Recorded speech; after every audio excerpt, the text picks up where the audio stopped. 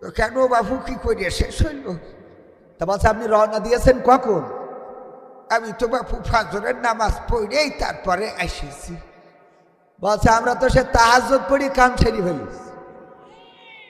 আপনি তো এসেছেন ফজরের নামাজ পড়ি, আমরা তো সে তাহাজ্জুদ পড়ি বাড়াবাড়ি করে ফেলেছি। তাহলে বাপু ভোট দিয়া কি হবে না? না হবে না, আপনি চলে যান। তো চাষা চলে আসছে, আবার ডাক দিয়ে কয় শোনেন, আবার চাষির জন্য এই ঠান্ডার মধ্যে কষ্ট করে পাঠায়েন না আবার। তো বলছে কেন? তোমার চাষি ও কি ভোট দিয়েছে বাবা? বলছে হ্যাঁ, ও তার ভোটও দেওয়া হয়েছে। হ্যাঁ গো, কত বড় জাহেল গো, তার সাথে সংসার করিয়েছি, কত বড় বেঈমান, এত বড় বেঈমান আমি জীবনে কল্পনা করিনি। আল্লাহ, তুমি পরকালে আমার হুর দিলে দিবা, না দিলে না দিবা, কিন্তু এই বউটা যেন আমার সাথে দিবা না। বলছে চাচা কারণটা কি? চাচির পরে এত খেপা কেন? রাগটা কিসের? অভিমানটা কিসের? আরে বাপুরে, আজকে 12 বছর হইল তোমার চাচি মারা গেছে, তা এসে যখন ভোটটা দিয়ে গেছিস তাহলে আমার একটু দেখে যাবি না আমি ভালো আছি নাকি খারাপ আছি? আমার খোঁজ না নিয়ে ভোটটা দিয়ে চলে গেল। এর সাথে কি জান্নাতে থাকা যায়?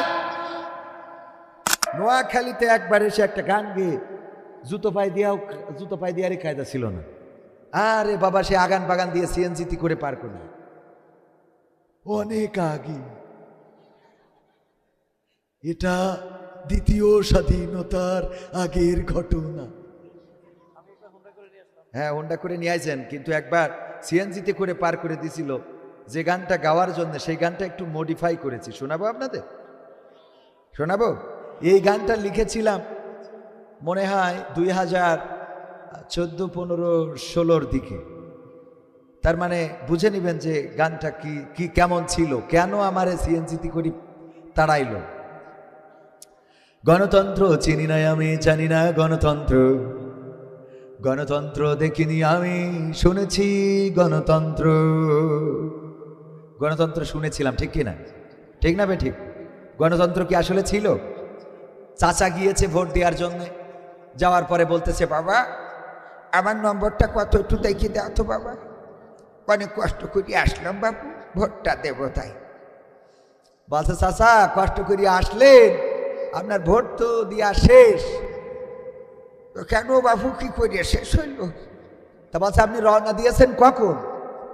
আমি তো বাবু ফজরের নামাজ পড়েই তারপরে এসেছি। বলছে আমরা তো সে তাহাজ্জুদ পড়ি কাম ছেড়ে ফেলেছি। আপনি তো এসেছেন ফজরের